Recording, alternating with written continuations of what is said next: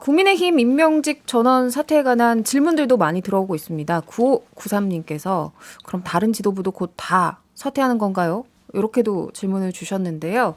잠깐 이거 이제 뉴스를 좀 이제 전해드리면 이제 오늘 오전 참패 이후 사흘 만에 국민의힘 임명직 당직자 전원이 자리에서 물러난다고 이제 밝혔고요. 그러면서 이제 유상범 수석 대변인이 당의 안정과 더 나은 발전을 위해서 임명직 당직자 전원이 사퇴한다 이렇게 알렸습니다. 뭐 구체적인 사퇴 명단은 아직 안 나왔는데 임명직 당직자에 누가 있죠? 이철규 사무총장, 뭐 부총장, 여의도 연구원장, 뭐 대변인 이런 배현진 분들이겠죠. 조직부총장, 다 그렇겠죠. 박대출 정책위장, 다 사퇴했네요.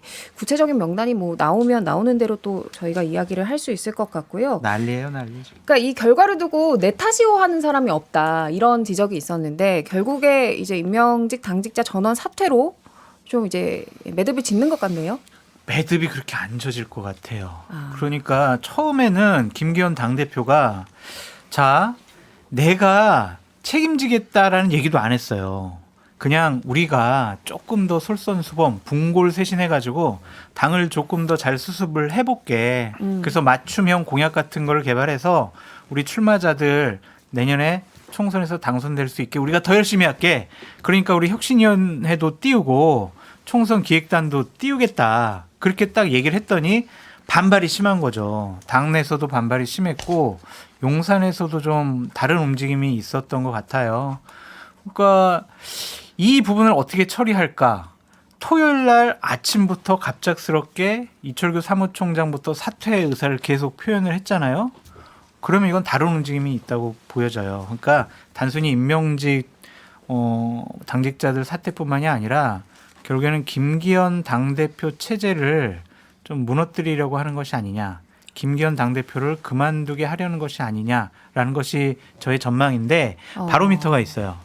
최고위원 중에 한 명이 누가 지금 딱 던지잖아요.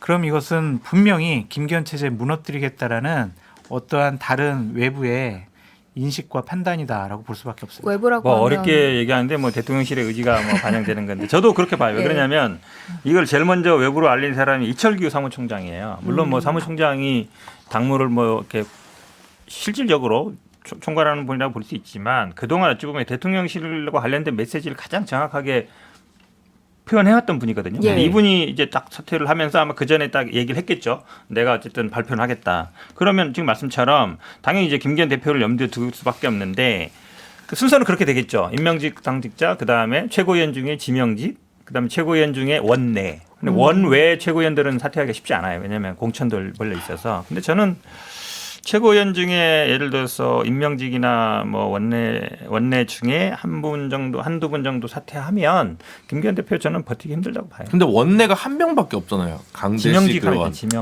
그러니까 지명직 한 분이고 나머지 김병민, 장해찬, 조수진 현역이시잖아요. 아 그런가? 왠지 원의 느낌이 죄송합니다.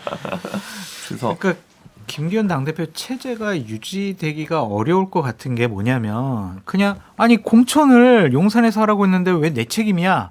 라고 김기현 당대표가 항변을 하더라도 선거운동 과정 중에서 보여줬던 김기현 당대표의 리더십, 선거 전략 이런 것들은 야 우리가 저 사람 믿고 내년도에 총선 치러도 괜찮을까? 라는 의구심을 많은 의원들에게 주지 않았을까라는 생각도 듭니다.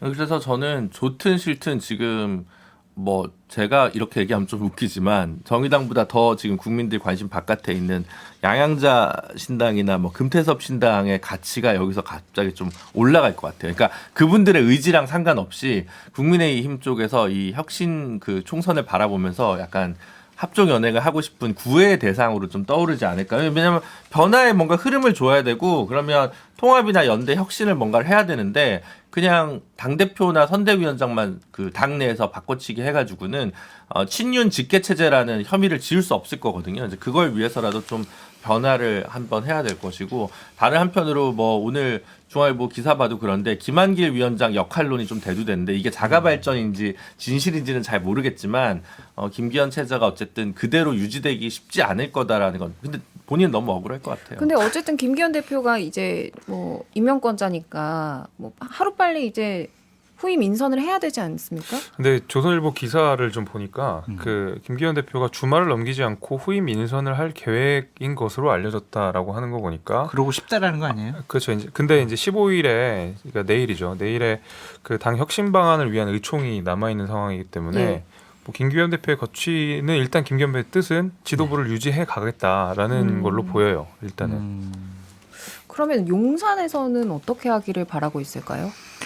이철규 사무총장이 용산의 입장과 인식을 대변하는 분이거든요. 그분이 그냥 갑작스럽게 사퇴했다라는 것은 이 체제로 내년 총선 못 치르겠다라는 용산의 의지가 좀 반영된 것이 아닌가라는 좀 생각이 들고 저는 장제원 의원에 대해서 좀 주목했으면 좋겠어요. 장제원 의원. 네, 그러니까 선거가 패배하고 난 다음에 목요일 날 저녁에 윤석열 대통령과 장제원 의원이 만나가지고 여러 가지 문제를 좀 상의한 것 같습니다.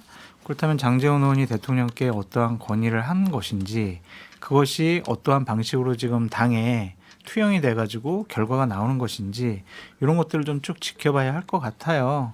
그래서 장제원 의원에 대해서 기자분들이 이 방송 듣고 있으면 좀 취재 좀 해보셨으면 좋겠다. 물론 안 만났다고 그러겠죠. 발톱을 숨기시니까. 네, 용세. 아직 안 깎이셨다고 하죠? 예. 그래서 그분의 생각이 좀 어떤지도 좀 살펴봐야 될 것 같고요.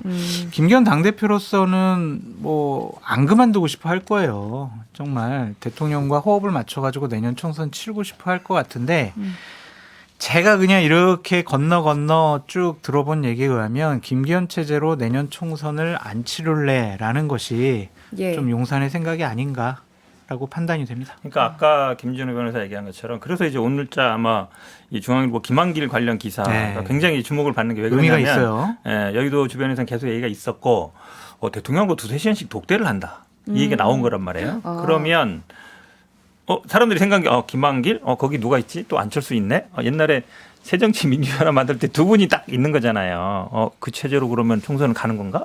아까 말씀처럼 양양자 금태섭하고 그러면 거기서 봐. 윤석열 대통령도 민주당에서 임명했던 검찰총장이고 뭐야? 그럼 국민의힘이 민주당이 다 접수하는 거야? 이런 생각이 들 텐데 제가 보기엔 근데 김한길 전 대표가 만약에 비대위원장 하는 거는 내부 반발도 만만치 않을 거다. 왜냐하면 이분하고 정치를 같이 했던 분들이 많이 없잖아요. 예. 안철수 의원도 뭐 거기에 뭐 기반이 많지 않은 것 같고 그러면 아마 지금 결국 이게 공천 싸움이거든요. 그러면 김기현 대표나 아니면 지금 저 원내대표 중심으로 한 지금 현역들과 뭐 비대위가 갔든 뭘로 갔을 때 이 싸움 결국은 공천을 보장해 주냐 마냐 싸움이 굉장히 치열해질 수 있을 것 같아요. 그러니까 하나 더 말씀드리면은 이제 중앙일보를 제외한 보수 유력지에서 며칠 전에 김한길이 당으로 내려올 거다라는 내부 정보 보고를 했다라는 거예요.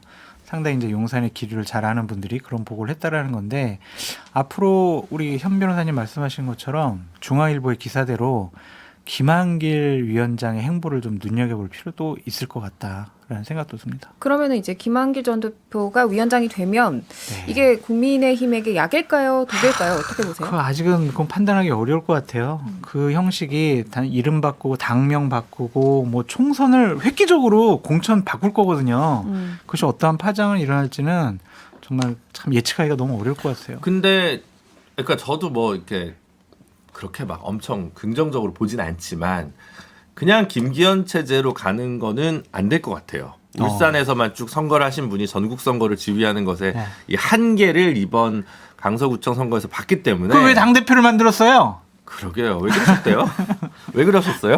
김재섭 위원장님. 김한길 이렇게 비대위 만들고 그러세요? 새정치 검사연합 이렇게 다시 만들면 딱 좋을 것 같아요. 총선 한 가지 이제 예. 우려가 되는 것은 이제 그런 거죠.